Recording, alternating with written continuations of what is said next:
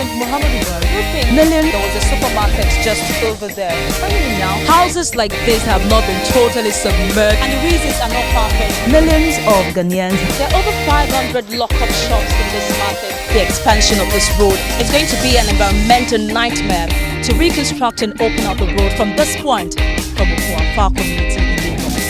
Helen Oyibo, STV News.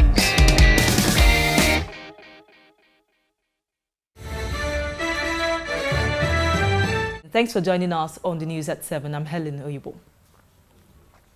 President Muhammadu Buhari has presented his 7.2 trillion naira budget for 2017 to the National Assembly.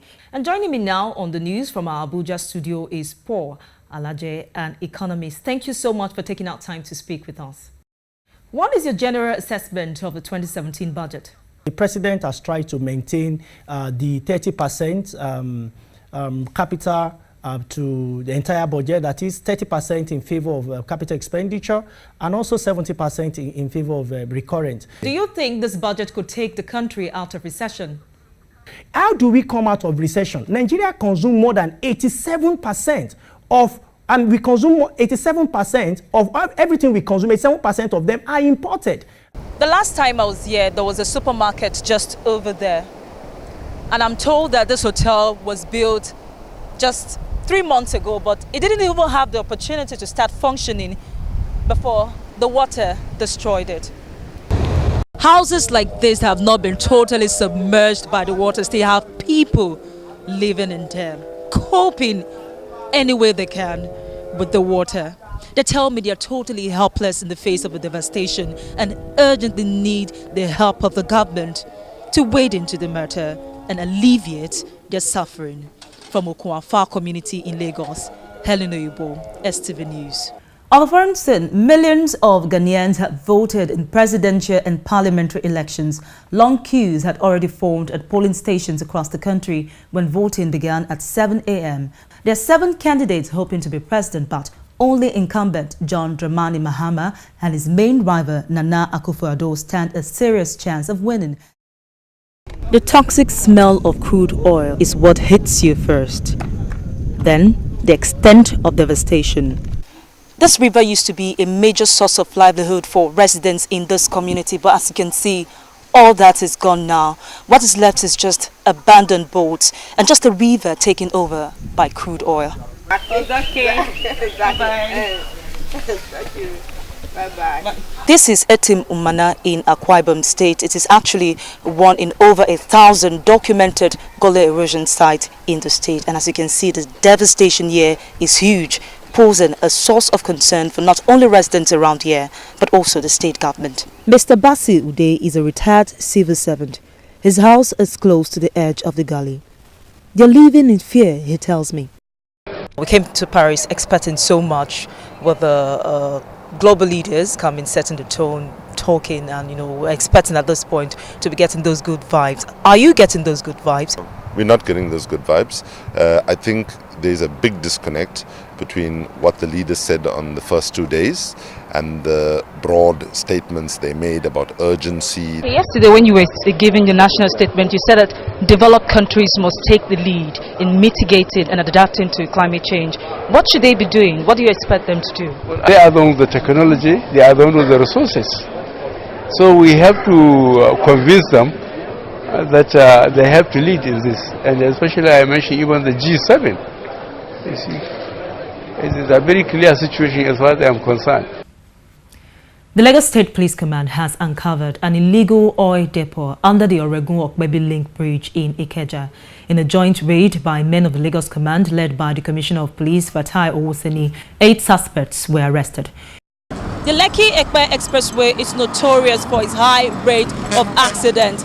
Abraham Adesoya roundabout down to Shakpati is especially notorious as being a hotspot, and the reasons are not far-fetched.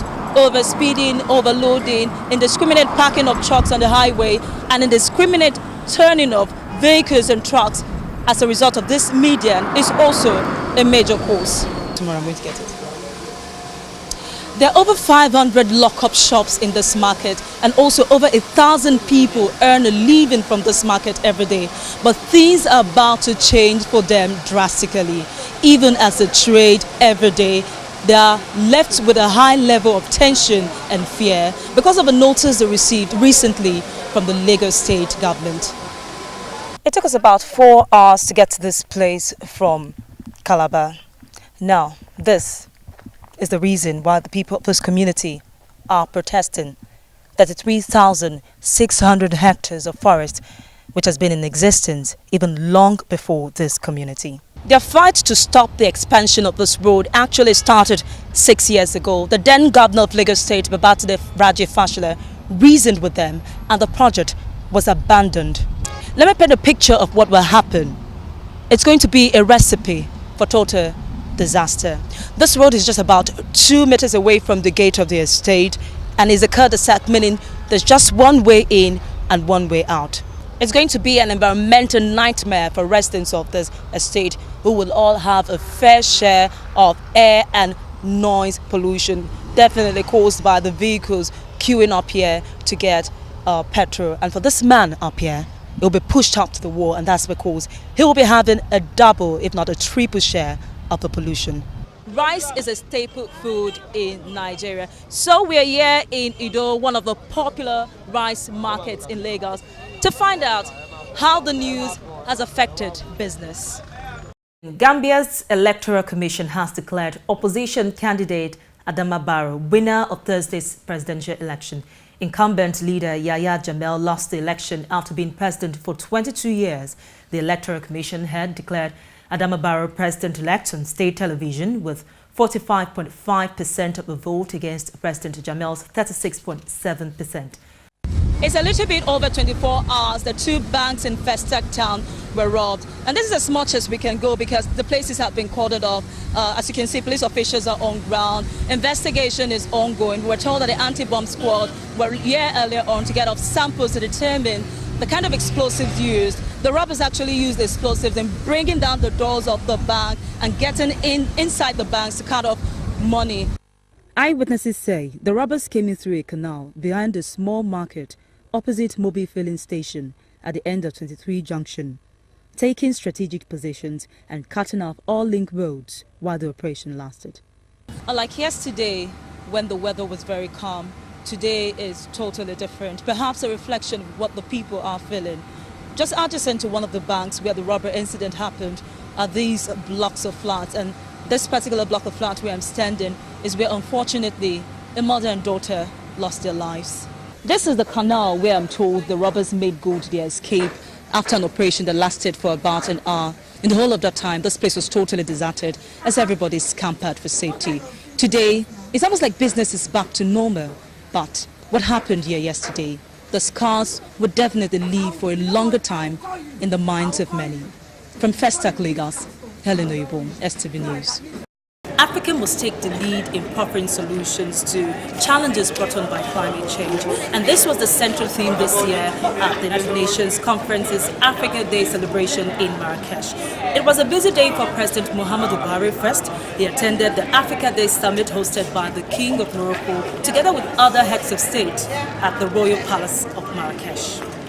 Earlier on, the Minister of Environment, Amina Mohammed, represented President Muhammadu Buhari at a high-level panel discussion on Africa's renewable energy initiative. Nigeria submitted its ambitious intended national determined contributions. We have now pledged a 20% reduction in business as usual emissions by 2030 and a 45% conditional commitment, which can be achieved with financial assistance. The main objective of the Africa Day is to provide a platform for countries to critically examine their nationally determined contributions and also the Africa's Renewable Energy Initiative and its implication for development of the continent. From Marrakesh, Morocco, Helen Oyibo, STV.